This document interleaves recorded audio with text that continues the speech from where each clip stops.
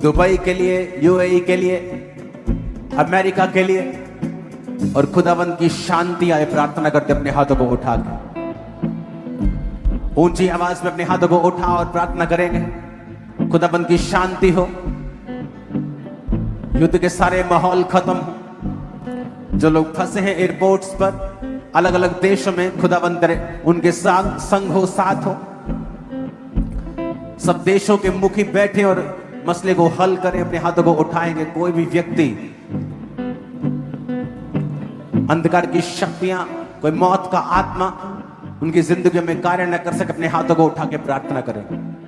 तेरी शांति उन पे हो खुदावंद, तेरी शांति इन देशों में हो खुदावंद। तेरा आत्मा जुम्बिश करे और कार्य करे। प्रभु यीशु मसीह के सामर्थी नाम में हम मानते हैं। आपकी न्यूज पे क्या आता है सारा दिन? कहां किसका बम फूटा, कौन कहां एक्सीडेंट में मरा, कहां पे बैड न्यूज हो रही, कहां पहाड़ गिरा। वो आपको 999 जगह वो नहीं बताएंगे जहां मौसम साफ है, लोगों ने एंजॉय किया। आप उस एक जगह को देखोगे जहां पर कुछ हो गया, जहां कोई मर गया, जहां कोई सड़ गया, जहां कोई बम फट गया। आप इतने नेगेटिव हो जाओगे अपने स्पिरिट के अंदर कि आप भूल जाएंगे कि परमेश्वर ने आपको अपना जीवन एंजॉय करने के लिए बनाया, अपनी संगति में बिताने के लिए बनाया है।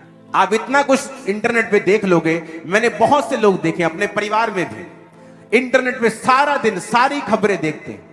आप कैसे पॉजिटिव रह सकते हैं? आप बिलीव नहीं करोगे, मैं परमेश्वर के पुलपिट के ऊपर खड़ा हूं कि भाई लोग मेरे बारे में न्यूज भेजते आपके बारे में, ये मुझे आज तक मालूम नहीं क्या है, क्या बोल क्या रहे हैं वो लोग, क्योंकि मुझे पता है परमेश्वर मेरे साथ, उनके साथ नहीं। हमें क्रिश्चियन लाइफ कैसे जी पाएंगे अगर आप सारा कुछ नेगेटिव अपने फोन की फीड जो है आपकी, अगर आप उसे लेंगे तो। और शैतान फुल टाइम काम कर रहा है, आपके दुश्मन फुल टाइम काम कर रहे हैं आपके खिलाफ कुछ करने के लिए, लेकिन आप सोए हैं।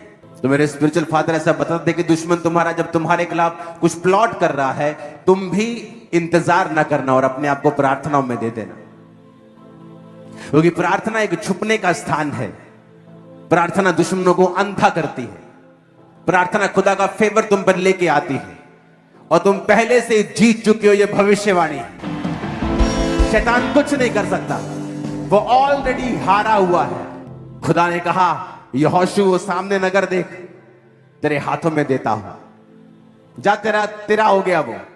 इसका मतलब तेरा हो गया तो बैठेगा नहीं। लिखा जब उसने, परमेश्वर ने कहा तेरा हो गया, उसने लड़ाई की योजना बनाई और लड़ा और जीता, क्योंकि वो ऑलरेडी जीत चुका है। आप ऑलरेडी जीत चुके हैं। जस्ट प्रार्थना में बैठना है, जस्ट खुदा की हजूरी में बैठना है। आप कई बार देखते हैं शैतान आपके शरीर के ऊपर अटैक करता है। आप मेडिसिन खा रहे हैं, आप एक छोड़ रहे, दूसरी खा रहे, दूसरी छोड़ रहे, तीसरी खा रहे, कभी कुछ हो रहा है, कभी कुछ। ये शैतानी है, ये शैतानी है। बैठ जाओ खुदावंद की हजूरी में। या तो आपकी लाइफ में बहुत बड़ी कोई योजना हो परमेश्वर की, तब ऐसा होता है, या शैतान आपकी प्रार्थना वाले जीवन पे जब अटैक कर रहा होता है और आपको कम कर रहा होता है, तब वो ऐसा करता है। कैसे बदलेंगे आप अपने उस भाई का जीवन जो नशों में है? विश करके, उसको समझा के नहीं, आप खुद प्रार्थना में बैठेंगे। कैसे बदलेंगे आप अपनी वाइफ का, अपने पति का जीवन? काउंसलिंग करके? नेवर। फैमिली काउंसलिंग बहुत कम काम देती है, प्रार्थना काम करती है, प्यार काम करता है, बोझ काम करता है, कैरेक्टर काम करता है, चरित्र काम करता है। जुबान काम नहीं करती, परिवार में जुबान बाहर काम करती। आप एक भाई हैं और आपको मालूम नहीं आपकी वाइफ कितनी प्रार्थना करती है, आप भी वही गलती कर रहे हैं जो आदम ने की थी। उसको मालूम ही नहीं था कि हवा रोज शैतान से बात कर रही है, और शैतान ने पहली बार हवा से बात नहीं की थी, वो रोज आता था, छोटी छोटी बातें। अच्छा, परमेश्वर ने ऐसा कहा है, हाँ ठीक है, लेकिन इससे अच्छा भी हो सकता था। धीरे धीरे उसने उसके दिमाग में जगह बनाई, और आदम को मालूम नहीं था। आपको मालूम नहीं आपके बच्चों के दोस्त कौन हैं, आपको मालूम नहीं आपकी वाइफ की सहेलियां कौन हैं, आपको मालूम नहीं आपका हस्बैंड कहां क्या कर रहा है। आदम को मालूम अगर होता तो वो उसको काउंसलिंग देता, उसने इग्नोर किया और शैतान ने उस इग्नोरेंस का फायदा उठाया। आपका कोई फैमिली टाइम नहीं, बच्चों के साथ कोई बॉन्डिंग नहीं। बच्चे आ रहे हैं, पढ़ रहे हैं, सो रहे हैं, बाप काम पे आता है, खाता पीता है, शाम को सोता, सुबह निकल जाता है, जब आप बड़े हो जाते हैं, बच्चे बड़े हो जाते हैं, उसका कोई इमोशनल बॉन्ड आपके साथ नहीं होता, तो फिर आप बुढ़ापे में दिक्कत पाते हैं। और जब आप प्रार्थना करने के लिए सब इकट्ठे बैठेंगे, वो बॉन्ड अपने आप बनना शुरू होगा। जब आप परमेश्वर के संग जाएंगे, अपने आप चीजें सही होनी शुरू होंगी। इसलिए जो लोग चर्च रेगुलर आते हैं, उनकी जो फैमिली लाइफ है वो बेटर होती जाती है हर साल। आप इमेजिन कर सकते हैं क्या कि इजरायली कौम पूरी हारने लगी, वही तलवारें, वही योद्धा जब प्रार्थना नहीं होती तो हारने लगते थे। वही तलवारें, वही योद्धा और वही दुश्मन जब मूसा अपने हाथों को उठा लेता था तो जीतने लगते थे। क्या दर्शाता है कि ना बल से ना शक्ति से, बल्कि उसकी आत्मा के द्वारा। अगर हम फाइट नहीं करेंगे, जो आप डिजर्व करते हो आपको नहीं मिलता है। जिसके लिए आप फाइट करते हैं वो आपको मिलता है। प्रेयर एक फाइट है, प्रेयर एक काम है, परमेश्वर के साथ एक सहभागिता है जो आप प्रभु के साथ करते हो। आप बाइबल पढ़ के देखो, महान काम किसने किए? जिन्होंने प्रेयर्स की है। कौन बचे? जिन्होंने प्रार्थनाएं की हैं। विजिट किसके पास हुई? जिन्होंने प्रेयर्स की। बाइबल कहती कुरनेलियस की प्रार्थना और दान, दूत ने कहा तेरी प्रार्थना और दान याद किए गए हैं। प्रेयर्स और दान याद किए गए हैं। अगर आप प्रभु का हाथ अपनी लाइफ पर देखना चाहते हो, कभी भी ऑफरिंग्स और बोने में और टाइट में पीछे मत रहना।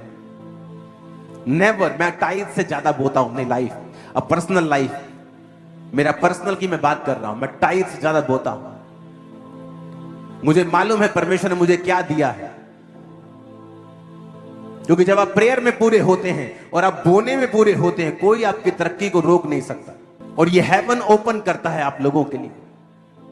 इसलिए वचन में लिखा है कि मैं डैम गेट खोल दूंगा।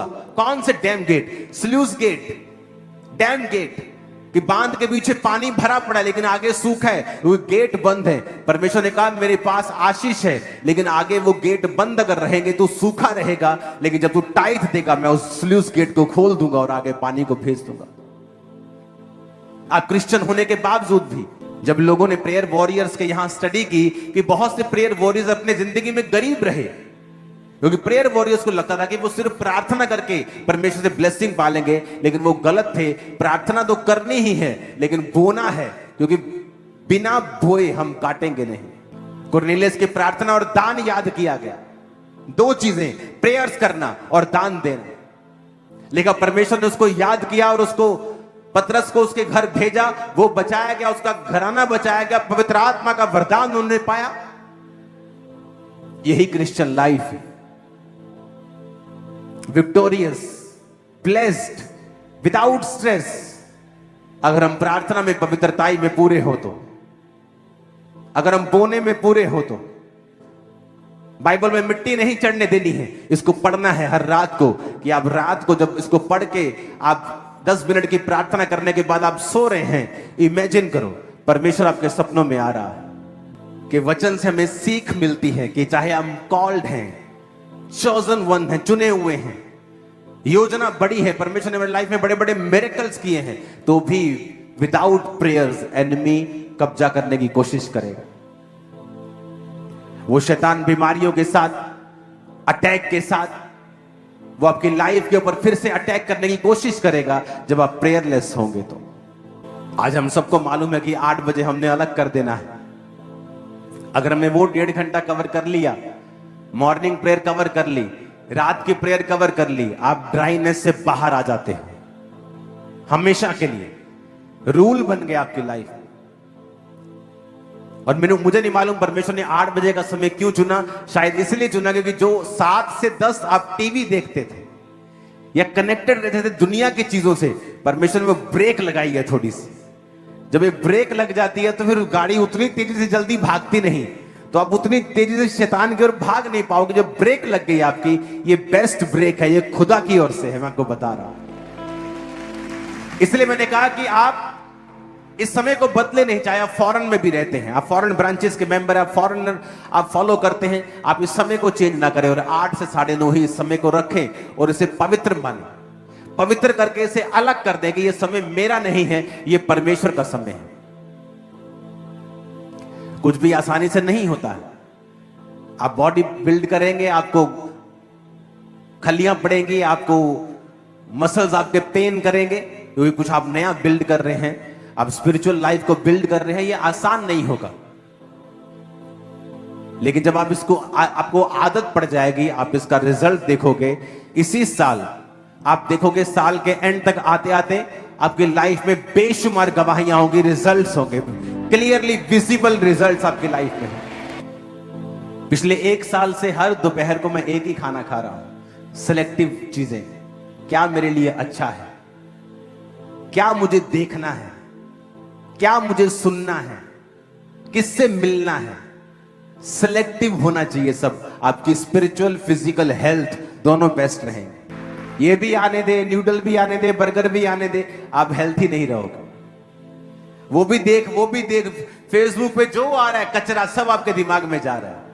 सारा कचरा आप खा रहे हो, सारा कचरा आप ले रहे हो। कैसे हेल्थी रहोगे आप? स्पिरिचुअली कैसे हेल्थी रहोगे? मेंटली कैसे हेल्थी रहोगे? आप सारा दिन न्यूज क्या सुन रहे हो? फलानी औरत ने अपने पति को काटा, नीले ड्रम में भर दिया। अब सारा दिन अगर न्यूज ऐसी सुनोगे तो जब हस्बैंड वाइफ बैठोगे, आप कैसे बैठोगे? आपको शक रहेगा। जिस दिन उसने कोई गुस्सा कर लिया, बोलोगे ये मुझे भी कहीं नीले ड्रम में न डाल।